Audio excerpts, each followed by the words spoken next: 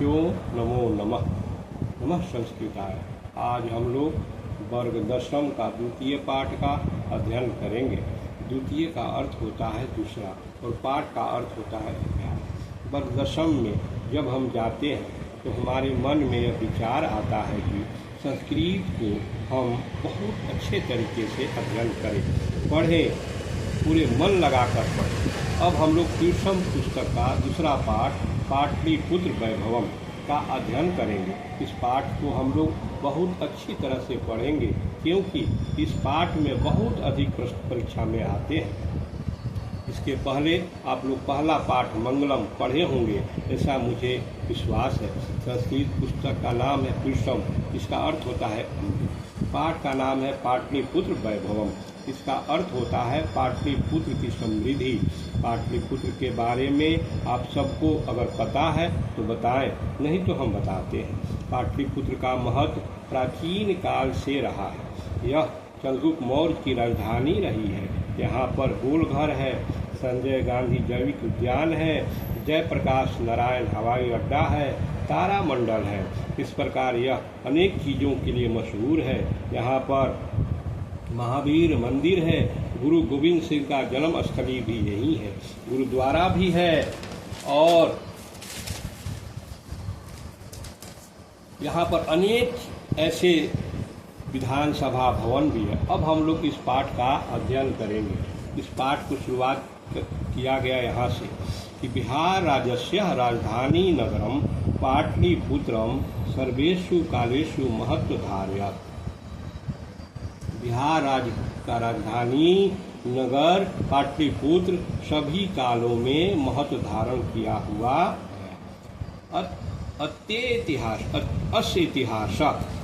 अस्य इतिहास सार्धसहस्रद्वय वर्ष परिमिति वर्तते। इसका इतिहास 2500 वर्षों के आसपास का है।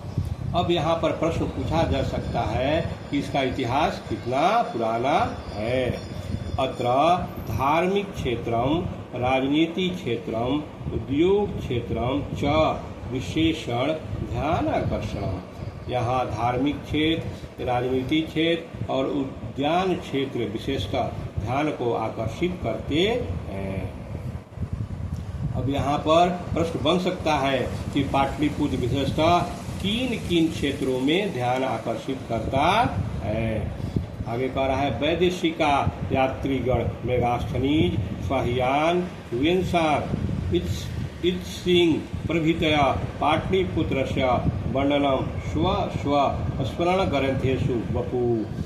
कह रहा है कि मेगास्थनीज, स्वाहियान, इत्सिंह आदि विदेशी यात्रियों ने भी अपने अपने स्मरण ग्रंथों में पाटलिपुत्र का वर्णन किया है। यहाँ फिर प्रश्न बनता है कि कौन कौन से विदेशी यात्री पाटलिपुत्र को आए थे और उनका स्मरण ग्रंथों में किनका वर्णन किया हुआ है।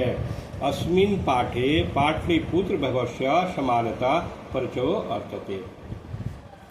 इस पाठ में अब हम लोग पाटलिपुत्र के वैभव का समान परिचय जानेंगे। कह रहा है कि प्राचीनेषु भारतीयेषु नगरध्वतम पाटलिपुत्र मनुगहम वसीधि चित्रम महानगरम बभूव। प्राचीन नगरों में नगरेषु अन्यतम पाटलिपुत्र अनुगम वसत विचित्रम। पाटलिपुत्र गंगा के किनारे बसा हुआ एक श्रेष्ठम और विचित्र नगर था। तद विषय आगे कह रहा है कि तद विषय दामोदर गुप्तो नाम कवि कूटनीमताख्ये काव्य कथयति। कह रहा है कि इसके बारे में एक कवि थे संस्कृत के दामोदर गुप्ता। उन्होंने अपने प्रसिद्ध पुस्तक कूटनीमताख्ये काव्य में कहा है, क्या कहा है कि अस्ति महितल तिलकम। कहा है कि अस्ति महितल तिलकम सरस्वती कुल गृहम। अस्ति महितल तिलकम सरस्वती कुल गृहम महानगरम नामना पाटलिपुत्रम परिभूत पुरंदर स्थानम। उन्होंने कहा है अस्ति महितल तिलकम, महितलस्य तिलकम, षष्ठी तत्पुरुष यानी कि धरती का तिलक, सरस्वती कुल गृहम महानगरम नामना पाटलिपुत्रम प्रभूतम। कहता है कि धरती के तिलक स्वरूप और सरस्वती का शिक्षा का केंद्र पाटलिपुत्र नामक महानगर इंद्रलोक के समान है। अब यहाँ पर प्रश्न बनता है कि दामोदर गुप्ता कौन थे, वे किस भाषा के कवि थे और अपने काव्य में किस विषय में कहा है। आगे कह रहा है इतिहासे श्रूयते, इतिहासे श्रूयते यत गंगायाः तीरे, इतिहासे श्रूयते यत गंगाः तीरे, गंगाः तीरे बुद्ध काले पाटलिग्राम स्थित आसीत्। इतिहास कराए कि इतिहासे श्रूयते, इतिहासे श्रूयते, इतिहास में सुना जाता है। क्या सुना जाता है कि यत गंगायाः तीरे बुद्ध काले पाटलिग्राम स्थित आसीत्। सुना जाता है कि भगवान बुद्ध के समय में गंगा नदी के किनार पर पाटलिपुत्र नामक गांव स्थित था।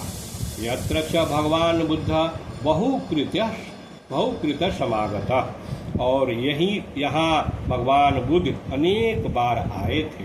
तेन कथितमासीत् यद ग्रामोऽयं महानगरं भविष्यति, किन्तु कलहस्य अग्निदाह जलपुरस्य च भयात् सर्वदा क्रांतः भविष्यति। उनके द्वारा कहा गया कि यही गांव कभी महानगर होगा, किंतु कलह अग्निदाह और बाढ़ के भय से हमेशा घिरा रहेगा। कलांतरेण मन का अर्थ होता है कि बाद में। कलांतरेण पाटलिग्राम एवं पाटलिपुत्र मिति कथ्यत, बाद में यही पाटलिग्राम नगर कहा जाएगा। चंद्रगुप्त मौर्यस्य काले अस्य नगरस्य शोभा रक्षा व्यवस्था च अत्युत्कृष्टा सिद्धिति यूनान राजूता मेगासिंह स्वस्मरणसु निरूपति।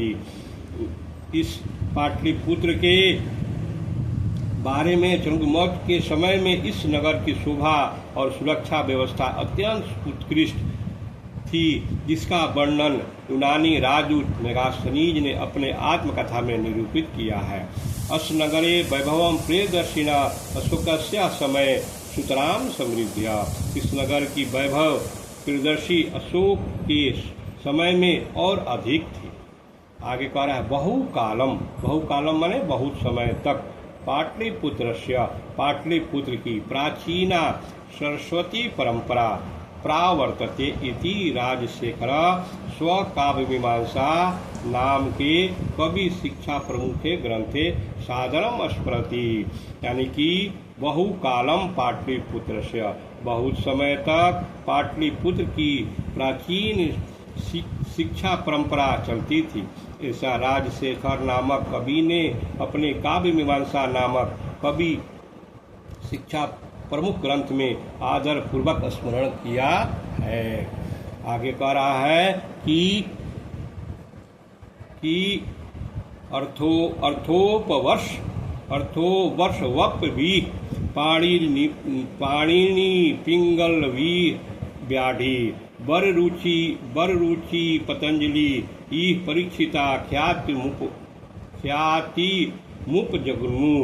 कह रहा है कि यहाँ पाटलिपुत्र नगर में वर्षों तक पाणिनि, पिंगल, व्याढ़ी, बररुचि और पतंजलि ने परीक्षित होते हुए ख्याति प्राप्त किए थे। आगे कह रहा है कि कतिपयेषु प्राचीन संस्कृत ग्रंथेषु, कुछ प्राचीन संस्कृत ग्रंथों पुराणों आदि में पाटलिपुत्रस्य नामांतरम पुष्पपुरम कुसुमपुरम या प्राप्यते।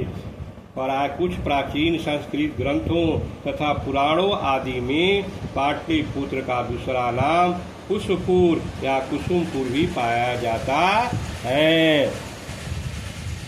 आगे कह रहा है अनेन ज्ञाते यत् नगरस्या समीपे पुष्पाणाम बहुलपुत्पादनम भवति स्म। इससे ज्ञात होता है कि नगर के पास में फूलों का उत्पादन प्रचुर मात्रा में होता था। पाटलिपुत्रमिति शब्दोऽपि पाटल पुष्पाणाम पुतलिकाचलामाश्रितं प्रचलिता। पाटलिपुत्र शब्द भी पाटल गुलाब पुष्पों की पखुड़ियों की रचना का आश्रय लेकर प्रचलित हुआ।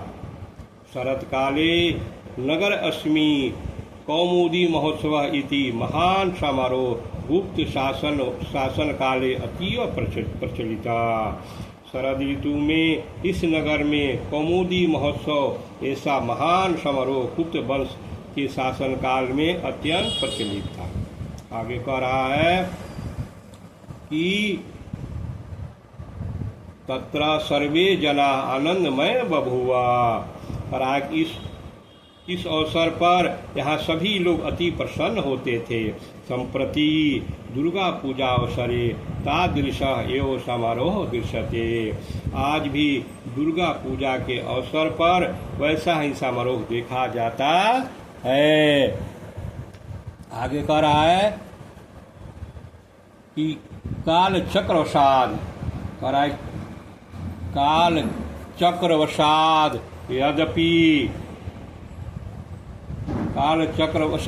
यद्यपि मध्यकाले पाटलिपुत्रं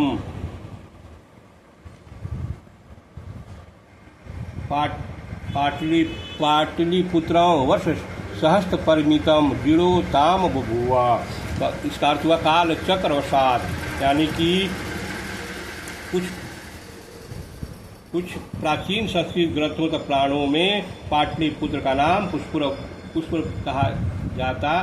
काल चक्र यद्यपि समय परिवर्तन के कारण काल चक्रवसाद यद्यपि मध्यकाले पाटलिपुत्रम वर्ष सहस्त्र परिमितम जीर्णताम वधूता। समय परिवर्तन के कारण यद्यपि मध्यकाल में पाटलिपुत्र ने लगभग हजारों वर्षों तक जीर्णता अर्थात पिछड़ेपन का अनुभव किया। तस्य संकेत अनेकेषु साहित्य ग्रंथेषु मुद्रा राक्षसादिषु लभ्यते। इसके संकेत यानी कि जानकारी अनेक साहित्य ग्रंथों तथा मुद्रा राक्षस आदि ग्रंथों में प्राप्त होते हैं। मुगल वंश के काल में अस्य नगरस्य इस नगर का समृद्धो द्वारो जाता। मुगल वंश के शासन काल में इस नगर का समुद्वार हुआ जाता माने हुआ। आंग्ल शासन काले च पाटलिपुत्रस्य सुतराम विकासो जाता तथा अंग्रेज शासन काल में पाटलिपुत्र का और अधिक विकास हुआ। नगरमिदं मध्यकाले एवं पटन नेति नामना प्रसिद्ध मगात। यह नगर मध्यकाल में भी पटना नाम से प्रसिद्ध हुआ। अयम च शब्द पतन मिति शब्दात निर्गत, और यह शब्द पटना पतन शब्द से निर्गत बना है। नगरस्य पालिका देवी पटन देवीति यादापि पूज्यते। नगर का पालन करने वाली पटन देवी आज भी पूजी जाती है। आगे कह रहा संप्रति का मतलब हुआ इस समय पाटलिपुत्रम पटना नाम नगरम अति विशालम वर्तते बिहारस्य राजधानी वर्तते। इस समय पाटलिपुत्र पटना नामक नगर अत्यंत विशाल और बिहार राज्य की राजधानी है।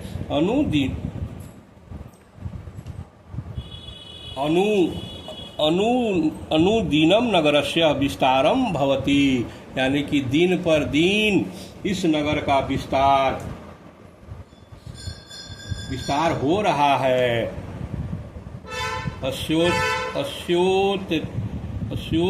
अस्योत्तरस्याम दिशि गंगा नदी पर्वती, इस नगर की उत्तर दिशा में गंगा नदी बहती है।